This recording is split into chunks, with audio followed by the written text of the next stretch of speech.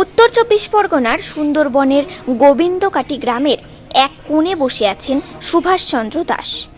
MA BEd পাশ করা এক যুবক, কিন্তু তিনি কোনো অফিসের চেয়ারে বসে নেই, বরং রাস্তার পাশে জুতো সেলাই করছেন।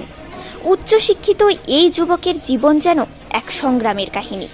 সুভাষচন্দ্র দাস, যাকে এলাকাবাসী এক নামে চেনেন, রবীন্দ্র ভারতী বিশ্ববিদ্যালয় থেকে ইতিহাসে MA পাশ করেছেন, কিন্তু আজও মেলেনি চাকরি। কলেজে পড়ার সময়ই সংসারের খরচ চালাতে জুতো সেলাই এবং পালিশ করতে হতো তাকে।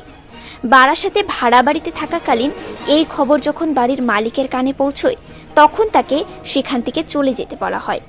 সেই সময় প্ল্যাটফর্মেই কাটাতে হয়েছিল বেশ কিছুদিন। সুভাষ জানান, 2016 সালে উচ্চ প্রাথমিকের টেট পরীক্ষায় সফল হয়েছিলেন তিনি, কিন্তু নিয়োগ আটকে আছে আইনি জটিলতায়। আশায় রয়েছেন হয়তো পুজোর আগে সেই জট কাটবে। জীবনের এই কঠিন লড়াইয়ে আজও সুভাষ হাল ছাড়েননি। জুতো সেলাইয়ের পাশাপাশি কিছু ছাত্রকে পড়িয়েও সামান্য আয় করেন তিনি। সুভাষের এই জীবনযুদ্ধ এক দৃষ্টান্ত, যেখানে উচ্চশিক্ষিত হওয়ার পরও সমাজের কাঠামো এবং প্রয়োজনীয় সুযোগের অভাবে একজন মানুষকে জীবন ধারণের জন্য সংগ্রাম করতে হয়।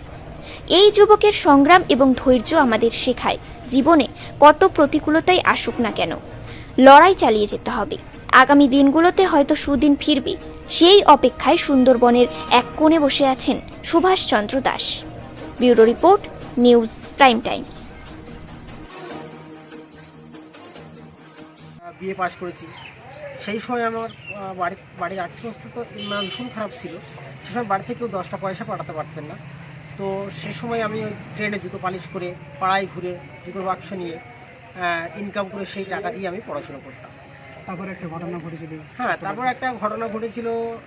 আমি যে ঋষি সম্প্রদায়ের ছেলে এবং এই কাজ করে খাই, এই জিনিসটা আমি যে বাড়িতে থাকতাম সেই বাড়িওয়ালা কিন্তু জানতেন না। তো যখন তিনি জেনে গেলেন, তখন তিনি অন্য কারণ দেখিয়ে আমাকে সে বাড়ি থেকে বলেছিলেন যে, ভাই আমার অন্য জায়গায় ভাড়া হয়েছে, বেশি টাকা ভাড়া হয়েছে, তুমি চলে যাও। তো সেই সময় তারপরে আমি প্রায় 3-4 দিন আমাকে স্টেশনে থাকতে হয়েছিল। তারপরে আমি একটা জায়গা খুঁজে নিই এবং সেখান থেকে প্রায় 7 বছর সেখানেই ছিলাম। তারপরে আমি MA BEd শেষ করি। আপনার নাম? আমার নাম সুভাষচন্দ্র দাস, হিমলগঞ্জ, দক্ষিণ গোবিন্দকাটি।